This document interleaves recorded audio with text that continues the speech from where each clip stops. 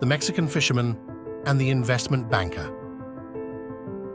An American investment banker was taking a much-needed vacation in a small, coastal Mexican village when a small boat with just one fisherman docked. The boat had several large, fresh fish in it. The investment banker was impressed by the quality of the fish and asked the Mexican how long it took to catch them. The Mexican replied, "Only a little while."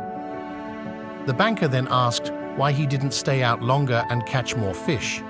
The Mexican fisherman replied he had enough to support his family's immediate needs.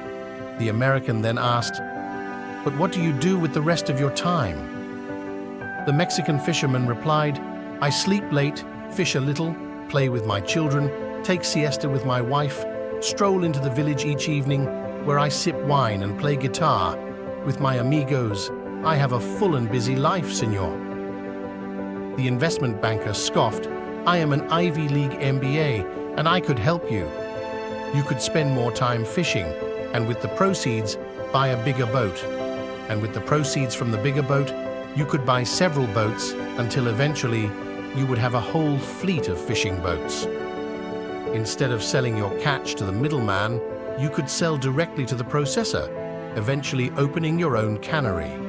You could control the product, processing, and distribution."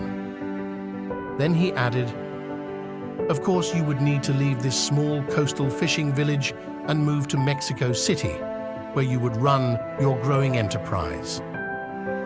The Mexican fisherman asked, "But senor, how long will this all take?" To which the American replied, 15-20 years. "But what then?" asked the Mexican. The American laughed and said, "That's the best part. When the time is right, you would announce an IPO and sell your company stock to the public and become very rich. You could make millions." "Millions, senor? Then what?" To which the investment banker replied, "Then you would retire. You could move to a small coastal fishing village where you would sleep late, fish a little, play with your kids, take siesta with your wife, stroll to the village in the evenings where you could sip wine and play your guitar with your amigos." Each and every time I read this parable, I'm amazed by how it so accurately depicts the rat race and everything that's wrong with it.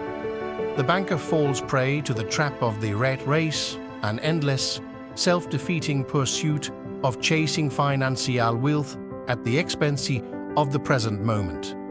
This parable effortlessly blends together numerous lessons that are worthy of individual exploration.